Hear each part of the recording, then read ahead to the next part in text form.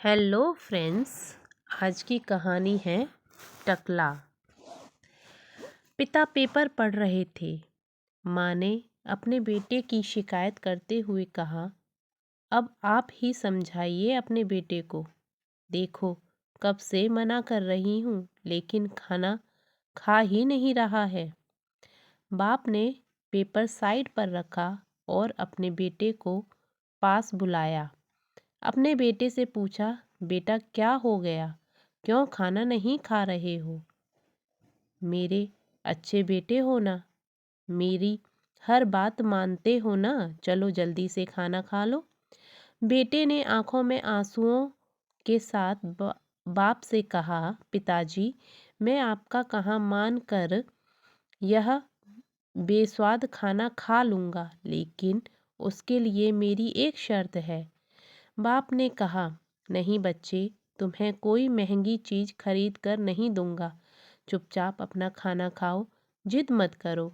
बेटे ने कहा, पापा मैं कोई महंगी चीज़ आपसे नहीं मांगने वाला।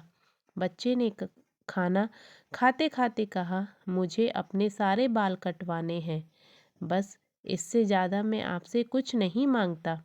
बच्चे की बात सुनकर माँ और बाप दोनों ही अचंभित थे। वह बच्चे को समझाने लगे कि ऐसे कभी भी पूरे बाल नहीं कटवाते, लेकिन बच्चा जिद पकड़कर बैठा था। आखिरकार उन्होंने अपने बच्चे की बात मान ली।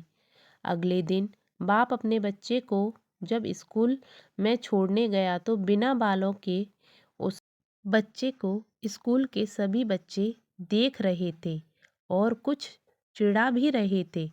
तभी एक महिला उसके सामने आई और बच्चे के पिता को धन्यवाद कहने लगी। पिता को कुछ भी समझ में नहीं आ रहा था।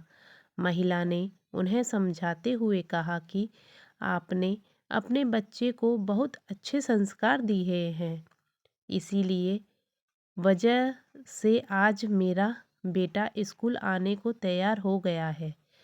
अभी भी बाप की कुछ समझ में नहीं आया, लेकिन अपने बच्चे की तारीफ सुनकर उनके चेहरे पर मुस्कुराहट आ गई।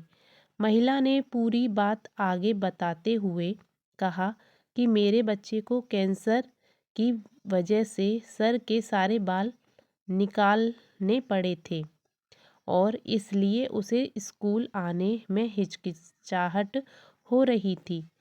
तब आपके बच्चे ने उसे स्कूल आने के लिए मनाया और उसे बुरा न लगे इसलिए वह भी अपने बाल कटवाने के लिए तैयार हो गया। जैसा उसने कल बोला था, आज वो अपने बाल कटवा कर आया है। तो दोस्तों, यह कहानी हमें बताती है कि अगर हम किसी को अच्छा महसूस करवाना चाहते हैं, तो अगर हम किसी की परवाह करते हैं, तो हम उसके लिए कुछ भी करने के लिए तैयार हो जाते हैं। अगर हम अच्छे भाव से किसी की मदद करना चाहते हैं तो हम कर सकते हैं। तो भाइयों और बहनों, आज की ये दोस्ती की कहानी आपको कैसी लगी, ये कमेंट करके मुझे ज़रूर बताइएगा और मेरे चैनल को सब्सक्राइब करके मुझे मोटिवेट करिएगा। Thank you so much.